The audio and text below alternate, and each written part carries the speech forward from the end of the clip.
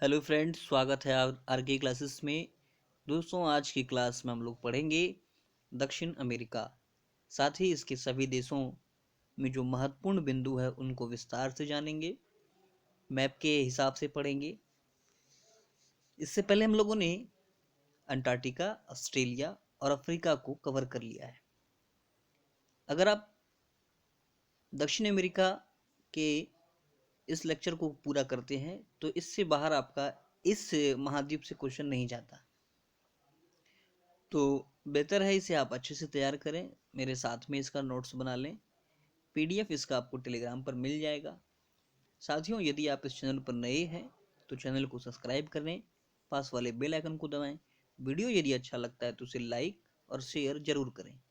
इसके अलावा आप किस टॉपिक पर वीडियो चाहते हैं या किस टॉपिक पर ज़्यादा फोकस होना चाहिए, ये भी राय कमेंट में ज़रूर बताएं। तो चलिए शुरू करते हैं हमारा आज का टॉपिक। देखिए, इसको शुरू करने से पहले एक बार इसके सभी देशों की स्थिति को समझ लेते हैं। ठीक है, देखिए, दक्षिण अमेरिका में कुल 13 देश हैं। ठीक है, 13 देश हैं, जिसमें कि 11 जो देश है ये तटीय देश है और 2 स्थल अवरुद्ध देश है। देखिए, ये वाला जो देख रहे हैं आप, फिगर में क्लियर दिख रहा है, इस फिगर को आप जरूर बना लें। ये वाला है इक्वाडोर। उसके बगल में कोलंबिया, फिर देखिए वेनेजुएला, यहाँ पे गुयाना, सूरीनाम, फ्रेंच गुयाना। ये वाला बड़ा सा जो आप देख रहे हैं ये ब्राज़ील है। इक्वाडोर के नीचे पेरू, बोलीविया, पराग्वे। ठीक है, फिर अगर आप नीचे आएंगे तो देखिए, ये जो पतली सी पट्टी आप देख रहे हैं ये है चिली, ये अर्जेंटीना, ये उरुग्वे। इतने इसमें देश हैं। आप निश्चिंत होकर एक बार फिगर को बना लीजिए, सभी देशों के नाम लिख लीजिए। ज़्यादा देश तो है नहीं, इसमें 13 देश है, तो इसको आप आसानी से याद रख सकते हैं। ठीक है, क्योंकि देशों की स्थिति अगर आपको याद रह जाती है तो कई सारे फैक्ट तो बिना याद किए हुए ही आप बना सकते हैं। तो चलिए इसको विस्तार से जानते हैं। क्या कहता है, देखिए, दक्षिण अमेरिका में कुल 13 देश है। ठीक है, इन 13 देशों में 11 तटीय देश है और 2 स्थल अवरुद्ध देश है, बोलीविया और पराग्वे। ठीक है, देख लेते हैं एक बार कहाँ पर स्थल अवरुद्ध है। तो देखिए, जितना भी आप इसमें देश देख रहे हैं, चाहे वो इक्वाडोर हो, कोलंबिया हो, वेनेजुएला हो, गुयाना हो, फ्रेंच गुयाना हो, सूरीनाम हो, ब्राजील हो, ये सब जो है तटीय देश है। लेकिन देखिए, ये दोनों जो देश है बोलीविया और पराग्वे, ये कैसा देश है? तो ध्यान रखना है, स्थल अवरुद्ध देश है। सवाल अगर आपसे पूछ लेगा कि दक्षिण अमेरिका में निम्न में से स्थल अवरुद्ध देश है dash, Colombia, Peru, Bolivia, Argentina, तो जवाब क्या होगा? बोलीविया। तो ऐसे ही प्रश्न अगर आपसे पूछ लिया जाएगा तो इस प्रश्न को आप याद नहीं कर सकते। इसके लिए समझना जरूरी है कि बोलीविया और पराग्वे का आपको दिमाग में नक्शा होना चाहिए कि ये दोनों देश कहाँ पर है, इसके आसपास कौन सी कंट्री है। ठीक है, चलिए अब आगे देखते हैं। देखिए क्या कहता है, दक्षिण अमेरिका को पक्षियों का महाद्वीप कहते हैं। पक्षियों का महाद्वीप कहते हैं। ध्यान रखना है, अगर सवाल पूछ ले कि पक्षियों का महाद्वीप किसे कहा जाता है, तो दक्षिण अमेरिका को। आगे देखिए क्या कहता है, कह रहा है कि दक्षिण अमेरिका का 2 देश, इक्वाडोर और चिली, इन 2 देशों की सीमा ब्राजील से जो है नहीं लगती है। ठीक है साथियों, किसका? इक्वाडोर और चिली, ये 2 देश का सीमा ब्राजील से नहीं लगता है। बाकी शेष अन्य देशों की सीमा ब्राजील से लगती है, या बाकी अन्य देश जो है ये ब्राजील से सटा हुआ है। ये प्रश्न देखिए, अगर आपसे पूछ ले निम्न में से दक्षिण अमेरिका का कौन सा देश ब्राजील से नहीं लगता, चूंकि ऐसा प्रश्न पूछा भी जा चुका है, ये खास हो जाता है कि ब्राजील, दक्षिण अमेरिका का एक देश ब्राजील है जिससे सारा देश लगा हुआ टच करता है, लेकिन 2 देश नहीं करता। कौन सा? इक्वाडोर और चिली। देख लीजिए इसको भी एक बार फिगर में। देखिए, अपना जो है ये रहा ब्राजील। ठीक है, ये अपना ब्राजील है। अब देखिए, यहाँ पर है इक्वाडोर और ये है अपना चिली, ये वाला पतला वाला जो पट्टी है। तो देखिए इक्वाडोर और ब्राजील के बीच में यहाँ पर कोलंबिया आ गया है।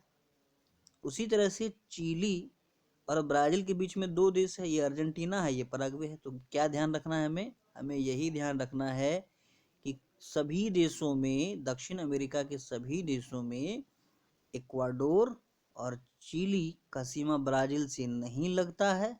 बाकी अन्य सभी देशों की सीमा जो है ब्राजील से लगती है। क्लियर है? फिगर में भी हम लोग देख रहे हैं इक्वाडोर और चिली का सीमा ब्राजील से नहीं लग रहा है। चलिए आगे देखते हैं।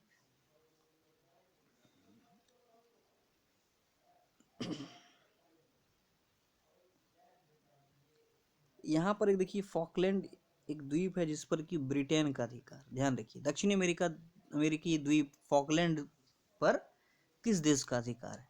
तो ब्रिटेन, यूके का अधिकार है। और यहीं पर है हॉर्न अंतरिप, एकदम लास्ट पॉइंट पे। हॉर्न अंतरिप किस महाद्वीप में है? तो दक्षिण अमेरिका में। अब देखिए क्या कहता है अगला महत्वपूर्ण पॉइंट, भूमध्य रेखा। ठीक है, ये दक्षिण अमेरिका में इक्वाडोर, कोलंबिया, ठीक है, भूमध्य रेखा देखिए इक्वाडोर, कोलंबिया और ब्राजील यहाँ से होगा, और ब्राजील से गुजरता है। देख लीजिए आप फिगर में भी देखिए, भूमध्य रेखा इक्वाडोर से गुजर रहा है, कोलंबिया को भी यहाँ पर टच कर रहा है, और ब्राजील में तो टच कर ही रहा है। तो ध्यान रखना है दक्षिण अमेरिका में भूमध्य रेखा निम्न में से किस देश से नहीं गुजरती है? ठीक है, ऑप्शन देखिए इक्वाडोर, कोलंबिया, ब्राजील, पराग्वे। तो बन जाएगा इस तरह का सवाल। अब फिगर ध्यान में बैठा लेना है कि इक्वाडोर, कोलंबिया और ब्राजील से भूमध्य रेखा गुजरता है। जबकि अगर मकर रेखा की बात की जाए तो देखिए मकर रेखा कहाँ कहाँ से गुजर रहा है, किस किस देश से? तो ये पतला वाला देख रहे हैं आप, चिली से गुजरा, चिली के बाद अर्जेंटीना में घुसा, फिर पराग्वे को काटते हुए ब्राजील से निकल गया। 4 देश। मकर रेखा कितने देशों से? 4। कौन कौन? Chile, Argentina, Paraguay, Brazil. ठीक है, और भूमध्य रेखा कितने देशों से? तो 3 देशों से। कौन कौन? Ecuador, Colombia, Brazil. क्लियर है? इसको आप याद रखें, ECB कैप बी। चलिए आगे देखते हैं। इसमें एक चीज और ध्यान रखें कि ब्राजील देख रहे हैं, ब्राजील एकमात्र ऐसा देश है जिससे कि भूमध्य रेखा भी गुजर रहा है और मकर रेखा भी गुजर रहा है। सवाल अगर आपसे पूछ ले कि दक्षिण अमेरिका का वह देश जिससे कि भूमध्य रेखा और मकर रेखा दोनों गुजरता है, ऑप्शन में आपको दे देगा चिली। तो पहला दिमाग में आएगा कि चिली बहुत लंबा है, बहुत लंबा फिगर देखे थे उसका, तो चिली ही होगा। गलती नहीं करना है। ठीक है दोस्तों, चलिए आगे बढ़ते हैं।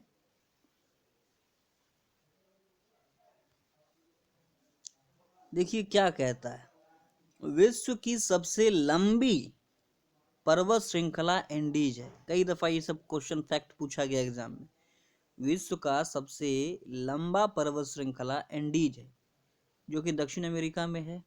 ध्यान रखना है, एंडीज पर्वत श्रृंखला की सबसे ऊंची चोटी एकांकागुआ है। देखिए ये सब क्वेश्चन गोल्डन क्वेश्चन है। एंडीज पर्वत श्रृंखला की सबसे ऊंची चोटी एकांकागुआ है, जो कहां पर है? जो कि चिली और अर्जेंटीना की सीमा पर है। ध्यान रखना है, विश्व का सबसे लंबा पर्वत श्रृंखला एंडीज। ठीक है, इसका सबसे ऊंचा चोटी एकांकागुआ कहां पर है? तो चिली और अर्जेंटीना के सीमा पर है। ठीक है, चिली और अर्जेंटीना के सीमा पर है। ध्यान रखना है इस बात को। चलिए अगला देखिए फैक्ट क्या कहता है। सक्रिय ज्वालामुखी ओजस डेल सलाडो कहां पर है? तो अर्जेंटीना में। अर्जेंटीना आपने यहाँ देखा था, ये चिली है, ये अर्जेंटीना है, इस तरह से एक पट्टी बना हुआ है ना। तो सक्रिय ज्वालामुखी ओजस डेल सलाडो अर्जेंटीना में। ध्यान रखना है। 2 इंपॉर्टेंट पॉइंट जान लीजिए। कहता है कि विश्व में सबसे बड़ा सक्रिय ज्वालामुखी। देखिए क्या कह रहा है, सबसे बड़ा सक्रिय ज्वालामुखी, ये है मोना लाओ। ठीक है, अगला पॉइंट है सबसे अधिक सक्रिय, तो ये है किलायु। देखिए दोनों में बहुत अंतर है। एक कह रहा है सबसे बड़ा, जैसे कि मान लेते हैं ये 5 किलोमीटर लंबा है ना। बाकी ये कितना सक्रिय है ये नहीं पूछ रहा है, सबसे बड़ा पूछ रहा है। तो ये है मोना लाओ, और ये बहुत छोटा ही है लेकिन सबसे अधिक सक्रिय है, तो ये है किलायु। ध्यान रखना, ये दोनों जो है मोना लाओ और किलायु कहाँ पर है, तो हवाई द्वीप पर। ठीक है, अब आपको कमेंट करके बताना है अगर आपको पता है कि हवाई द्वीप कहाँ स्थित है। ठीक है, चलिए देखते हैं। कहता है विश्व का सबसे ऊंचा प्रसुप्त ज्वालामुखी माउंट चिम्बराजो है।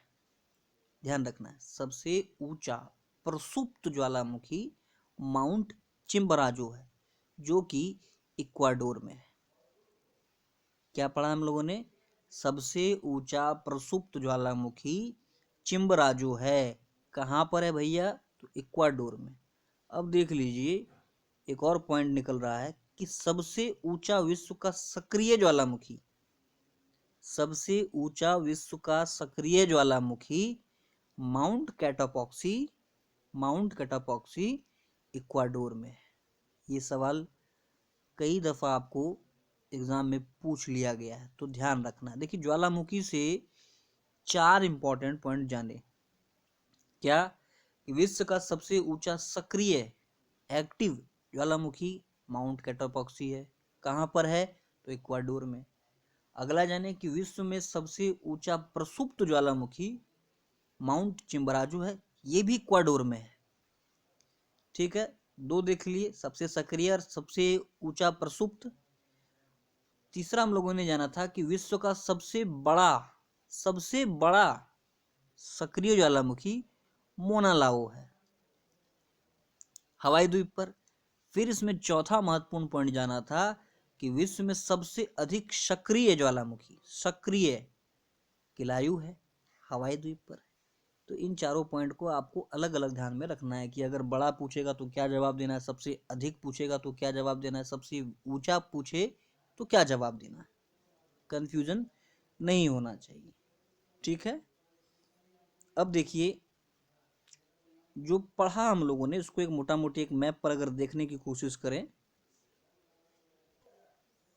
देखिए पहले हम लोगों ने क्या पढ़ा था कि विश्व की सबसे लंबी पर्वत श्रृंखला कहाँ पर है, एंडीज में। ये देखिए एंडीज का विस्तार इस तरह से फैला हुआ है, एंडीज का। ठीक है, यहाँ से लेकर के यहाँ तक फैला हुआ है एंडीज। ठीक है, अब ये भी पढ़ा था कि एंडीज का जो है सबसे ऊंचा चोटी एकांकागुआ है, जो कहाँ पर है, तो मान लेते हैं यहाँ पर है, चिली और अर्जेंटीना की सीमा पर। ये पूरा एंडीज, इसका देखिए ऐसे समझते हैं, ये पूरा एंडीज, इसका सबसे ऊंचा चोटी जो है इसका विस्तार है अर्जेंटीना और चिली की सीमा पर, जिसका नाम है एकांकागुआ। फिर देखिए एक पॉइंट हम लोगों ने ये पढ़ा था कि अर्जेंटीना में, इस वाले देश में एक सक्रिय ज्वालामुखी है जिसका नाम है ओजस डेल सलाडो। ठीक है, ओजस डेल सलाडो, एडीएस ज्वालामुखी, ऐसे याद रखेंगे। फिर देखिए सबसे ऊंचा प्रसुप्त ज्वालामुखी, ये देखिए यहाँ पर एक आप कंट्री देख रहे हैं, इक्वाडोर। यहीं पर विश्व का सबसे ऊंचा प्रसुप्त और सबसे ऊंचा सक्रिय दोनों ज्वालामुखी है। अगर प्रसुप्त पूछे तो माउंट चिम्बराजो है, सक्रिय पूछे तो कैटापॉक्सी। तो ध्यान रखना है, विश्व का सबसे ऊंचा सक्रिय ज्वालामुखी कहाँ पर है, इक्वाडोर में, कैटापॉक्सी। ठीक है दोस्तों, आगे बढ़ते हैं। अब देखते हैं दक्षिण अमेरिका की नदियां। तो सबसे महत्वपूर्ण नदी है अमेजन नदी। कई सारा प्रश्न इससे बनता है ना। जब हम लोगों ने अफ्रीका पढ़ा था तो उसमें हम लोगों ने देखा था नील नदी को। देखिए अपवाह क्षेत्र के आधार पर अमेजन विश्व की सबसे बड़ी नदी है। अपवाह क्षेत्र के आधार पर अमेजन विश्व में सबसे बड़ा नदी है, ध्यान रखना है। और विश्व में सबसे विस्तृत सदाबहार वर्षा वन ये अमेजन के बेसिन में पाया जाता है। ठीक है, अमेजन नदी पेरू से निकलता है। पेरू जो देश ध्यान में होना चाहिए, इक्वाडोर के नीचे, बोलिविया के वेस्ट में, ठीक है। सबसे बड़ा सदाबहार वर्षा वन क्षेत्र जो है ये अमेजन बेसिन में पाया जाता है। देखिए, अमेजन नदी के मुहाने पर एक द्वीप है जिसका नाम है मराजो द्वीप, जो कि विश्व का सबसे बड़ा नदी द्वीप है।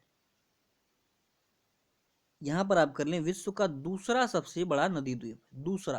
पहला तो हम लोग जानते ही हैं।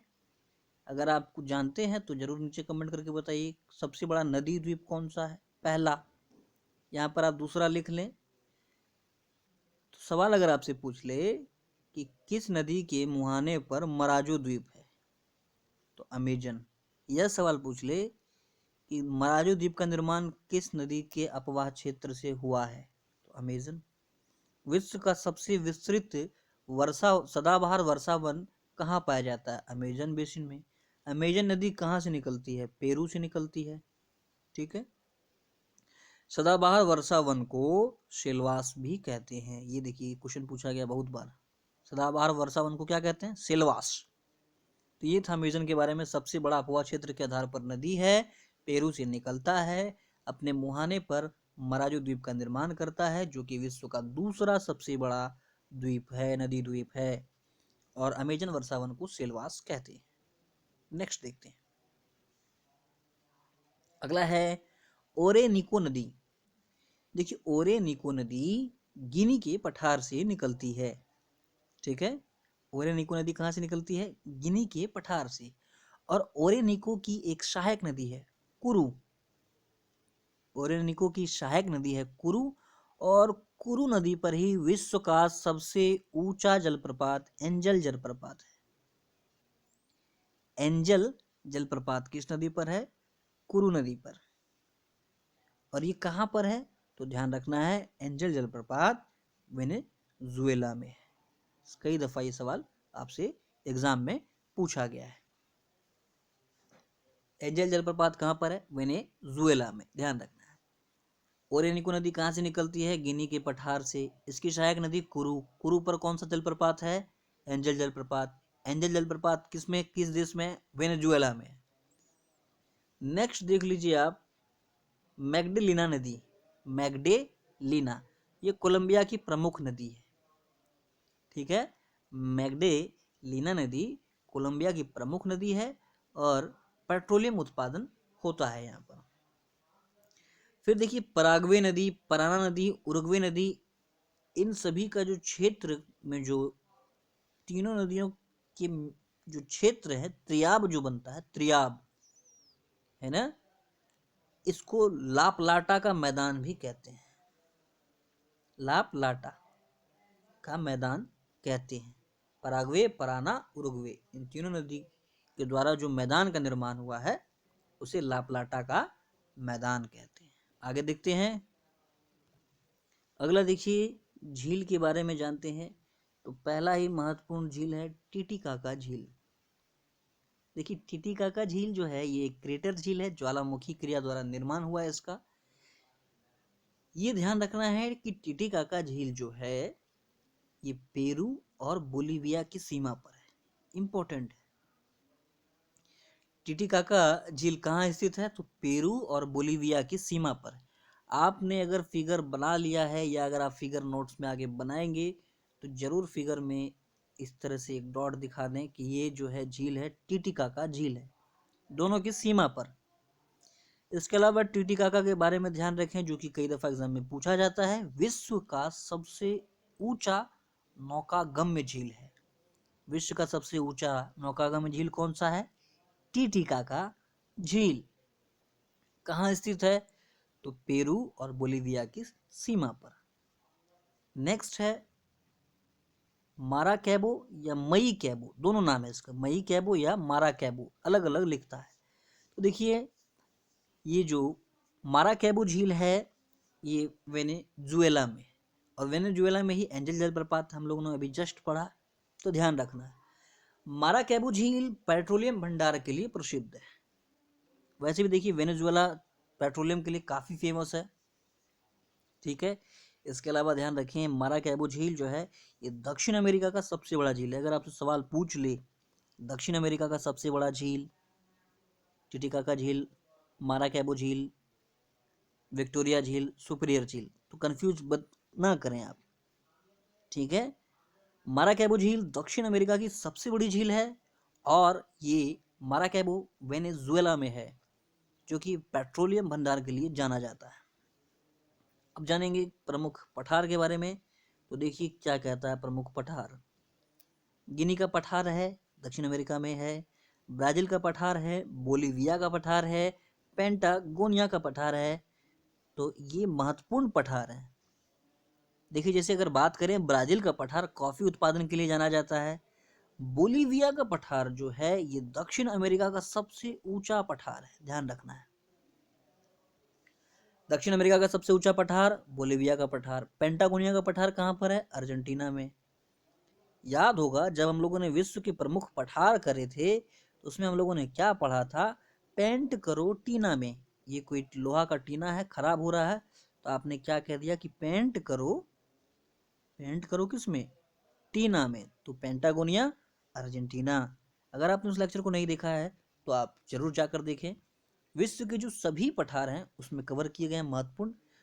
तो खैर यहाँ ध्यान देते हैं, बोलीविया का पठार दक्षिण अमेरिका का सबसे ऊंचा पठार है।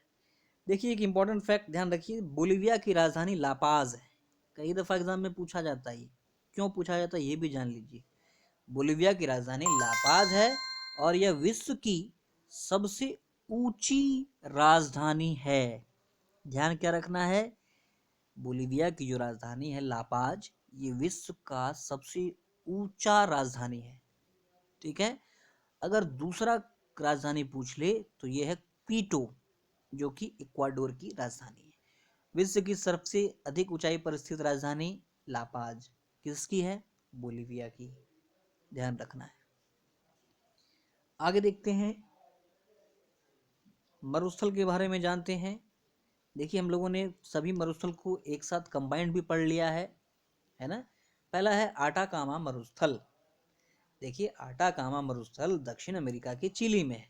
इसका ट्रिक हम लोगों ने कैसे याद किया था? आटा कम हुआ नहीं कि आपकी अमीर बीबी चिल्लाने लगी। अमीर से हो गया अमेरिका, चिल्लाने से हो गया चिली। आटा कम। आटाकामा कहाँ पर है? दक्षिण अमेरिका के चिली में। ध्यान रखना है, ये आटाकामा मरुस्थल विश्व का सबसे शुष्कतम मरुस्थल है, ठीक है। अगर आपसे पूछ ले सबसे शुष्कतम मरुस्थल तो ये आटाकामा। शीत मरुस्थल मंगोलिया, ठीक है। टकला मकान मरुस्थल कहाँ पर है? तो ये सारे मरुस्थल को हम लोगों ने पहले कर रखा है कवर, ठीक है। चूंकि आटाकामा दक्षिण अमेरिका में आया, चिली में आया, तो हम लोग उसको अलग अलग पढ़ रहे हैं। लेकिन अगर आपने उस लेक्चर को नहीं देखा तो उसे आप देख लीजिए जरूर। देखिए फिर आगे क्या कहता है, ये विश्व का सबसे शुष्कतम मरुस्थल है। आटाकामा मरुस्थल का भाग अकीरा या इकीक विश्व का सबसे शुष्क स्थान है, ध्यान रखना है। नेक्स्ट है पेंटागोनिया मरुस्थल। पेंटागोनिया मरुस्थल अर्जेंटीना में। फिर पेंट और टीना तो आ ही रहा है, तो जहां पेंट आए वहां टीना आएगी, तो ध्यान में रखना है। आगे देखते हैं,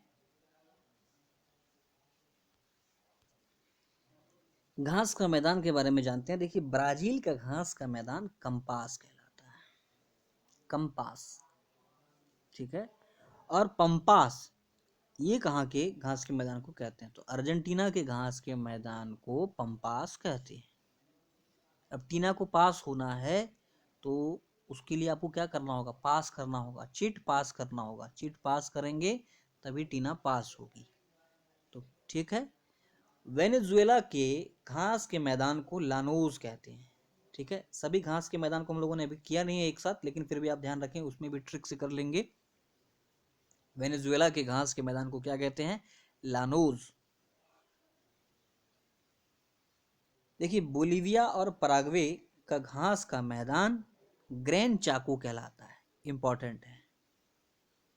ग्रैन चाको कहलाता है किस देश के घास का मैदान? बोलीविया और पराग्वे। देखिए ये क्वेश्चन कई दफा पूछा गया कि ब्राजील में विस्तृत कॉफी के क्षेत्र को क्या कहते हैं? फेजेंडा कहते हैं, फेजेंडा। कॉफी के उत्पादन में ब्राजील का स्थान पहला है, ध्यान रखना है। और यहाँ विस्तृत कॉफी के क्षेत्र को फेजेंडा कहते हैं। देखिए कहता है कि ब्राजील में 3 किस्म, अरेबिका, रोबस्टा, लाइबेरिका, इन तीनों किस्म के कॉफी का उत्पादन होता है, ध्यान रखना है। अरेबिका, रोबस्टा, लाइबेरिया, ये पूछ लेता है निम्न में से कौन सा कॉफी का टाइप नहीं है, तो 3 टाइप याद रहना चाहिए, अरेबिका, रोबस्टा, लाइबेरिका। देखिए क्या कहता है, विश्व में सबसे ज्यादा कॉफी का निर्यात सैंटोस बंदरगाह से होता है। कहाँ से होता है? सैंटोस बंदरगाह से। इसलिए सैंटोस बंदरगाह को कॉफी बंदरगाह कहते हैं, ध्यान रखना है। ये सब ऐसा ही फैक्ट एग्जाम में कई दफा पूछा गया है। कॉफी बंदरगाह किसे कहते हैं? सैंटोस बंदरगाह को। अगर भारत का कॉफी बंदरगाह पूछा जाए तो यह है न्यू मंगलोर, ध्यान रखिए, न्यू मंगलोर भारत का कॉफी बंदरगाह कहलाता है। ठीक है, चलिए आगे देखते हैं। देखिए ब्राजील के रियो डी जेनेरियो में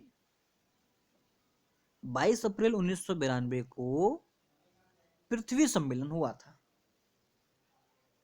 कब हुआ था? 22 अप्रैल 1992। कहां पर? ब्राजील के रियो डी जेनेरियो में।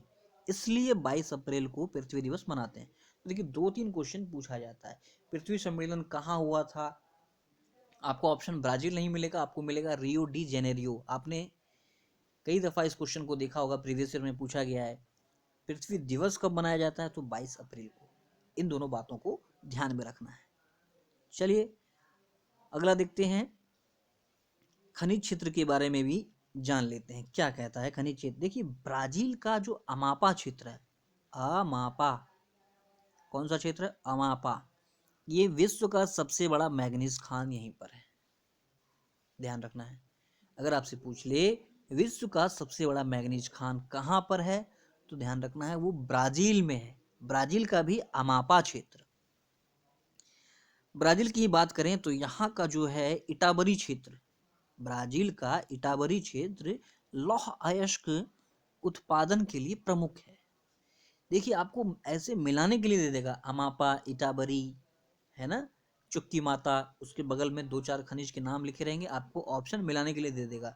तो ध्यान क्या रखना है, तो सभी फैक्ट को ध्यान में रखना है। इटाबरी क्षेत्र किसके लिए प्रमुख है? लौह अयस्क के लिए। अमापा मैग्नीज। गिनी का पठार बॉक्साइट उत्पादन के लिए प्रमुख है, ध्यान रखें। गिनी का पठार किस लिए है? बॉक्साइट। बोलिविया का पठार में टीन का भंडार है। टीन का भंडार कहाँ पर है? बोलिविया के पठार में। नेक्स्ट कहता है कि चिली का चुक्की माता, चिली का चुक्की माता को विश्व का तांबा राजधानी कहते हैं। देखिए कितना इंपॉर्टेंट फैक्ट है। विश्व का तांबा राजधानी किसे कहते हैं? चिली का चुक्की माता। नेक्स्ट देखिए क्या कहता है, आटाकामा के गवाने में चिड़ियों का मल जमा, काफी सारा मल जमा हुआ है, जिससे कि नाइट्रेट का उत्पादन होता है, ध्यान रखना है। आटाकामा के गवाने में। ब्राजील का अमापा क्षेत्र मैग्नीज, इटाबरी क्षेत्र लौह अयस्क, गिनी पठार बॉक्साइट, बोलिविया पठार टीन का भंडार, चुक्की माता तांबा राजधानी। तो दोस्तों दक्षिण अमेरिका से जो भी महत्वपूर्ण एग्जाम के दृष्टिकोण से फैक्ट बन रहे थे उन सभी को हम लोगों ने कवर कर लिया है। देखिए सबसे ज़्यादा जरूरी चीज़ है कि रिवीजन अगर आप नहीं करेंगे तो कोई भी फैक्ट आपको याद नहीं रहेगा। वर्तमान में जो चीज़ें आपको याद है वो तो आपको हमेशा याद रहेगी ही। अगर आप नई चीज़ें पढ़ते हैं तो उसको याद करना काफ़ी ज़रूरी है। उम्मीद है आपको सारे फैक्ट समझ में आए होंगे। फैक्ट में जो कलेक्शन को जमा किया गया है वो आपको अच्छा लगा होगा। वीडियो अच्छा लगा तो उसे लाइक और शेयर जरूर करें। धन्यवाद।